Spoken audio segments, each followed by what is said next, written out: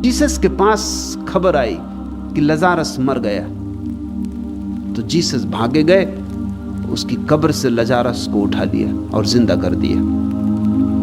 तुम सोच सकते हो बुद्ध को ऐसा करते? बुद्ध के पास भी ऐसी घटना घटी। एक स्त्री का बेटा मर गया, एक ही बच्चा था उसका, पति मर चुका था, वही उसकी आंख का तारा था। वो रोती घूमने लगी। लोगों ने कहा हम तो क्या करेंगे, लेकिन बुद्ध गांव में है तो उनके पास क्यों नहीं जाती, शायद महाकरुणावान है, कुछ दया करें। वो स्त्री उस बच्चे को लेके गई, बुद्ध के चरणों में रख दिया। अब जरा सोचो, अगर जीसस के चरणों में रखा होता तो जीसस ने इस लजारस को कहा था लजारस उठ, और लजारस उठ गया था। ऐसा ही वो इससे भी कहते हैं कि उठ, और बात खत्म हो गई होती।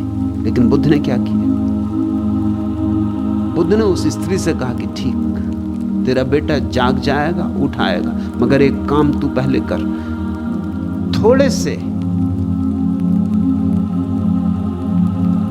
बीज मुझे चाहिए सरसों के।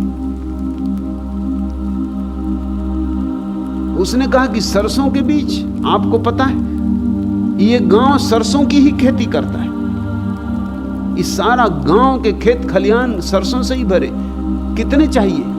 अभी ले आती हूं। बुद्ध ने कहा बस एक मुट्ठी भर बीज काम हो जाएंगे, लेकिन एक बात ख्याल रखना, उस घर से मांग के लाना जिस घर में कोई कभी मरा ना हो। वो स्त्री तो इतनी खुशी में थी कि उसका बेटा जी जाएगा कि उसे होश ही कहां था। वो भागी, इस घर गई, उस घर गई, गांव भर में सारे घर द्वार खटका डाले, लेकिन सभी ने कहा कि तुम्हें जितना सरसों चाहिए बोरों से भरवा दें, गाड़ी लदवा दें, गाड़ियों के ढेर लगवा दें, मगर हमारे सरसों के बीच काम ना आएंगे, हमारे घर में तो बहुत लोग मर चुके। बुद्ध ने शर्त ऐसी लगाई कि हम मानते नहीं कि तुझे कोई ऐसा घर मिल सकेगा जहां कोई मरा ना हो। सांझ होते होते उस स्त्री को होश आया कि ये तो बुद्ध ने खूब मजाक किया, कहां ये बीज मिलेंगे, सभी घरों में कोई ना कोई मर चुका है, मरा ही है। पिता मरा नहीं तो पिता का पिता मरा है, मां मरी नहीं तो मां की मां मरी, कोई ना कोई मरा ही है। असल तो बात यह है कि घर में जिंदा जितने लोग हैं उससे कई गुना लोग मर चुके।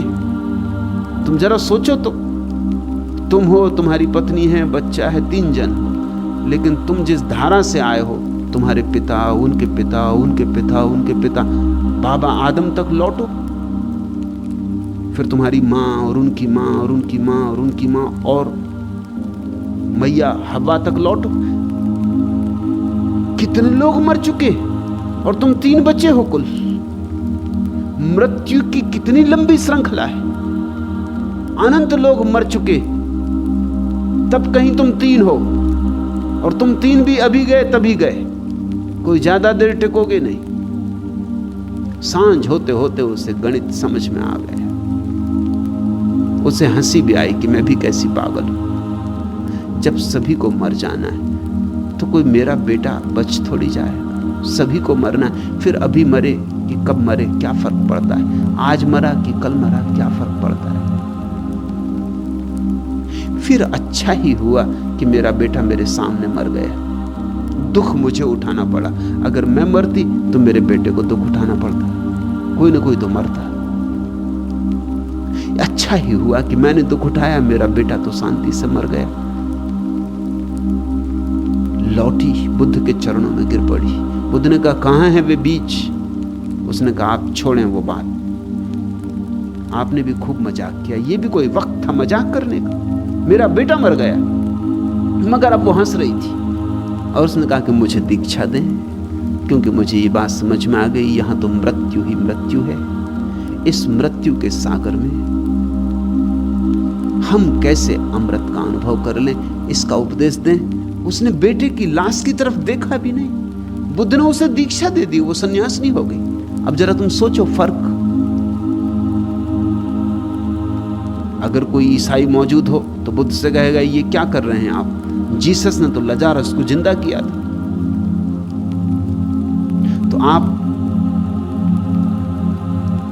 फिर असली बुद्ध नहीं तो जिंदा करके दिखलाएं। और अगर कोई बौद्ध जीसस के सामने मौजूद होता और जीसस को देखता, लजारस को उठाते, तो कहता रुको, बुद्ध ने कहा था सरसों के बीज, ये तुम क्या कर रहे हो? ये कोई बुद्धों के लक्षण? अब मुर्दे को जिलाने से फायदा भी क्या है? फिर मरेगा। एक बार मर के झंझट मिट गई, तुम दोबारा मरवाओगे और भ्रांति पैदा करोगे लोगों में। बजाय लजारस के परिवार को संदेश दो कि यहां तो मृत्यु सभी की घटनी है, इसलिए जल्दी से जल्दी अपने भीतर जो छिपा है उसको पहचान लो, कहीं मौत उसके पहले ना आ जाए।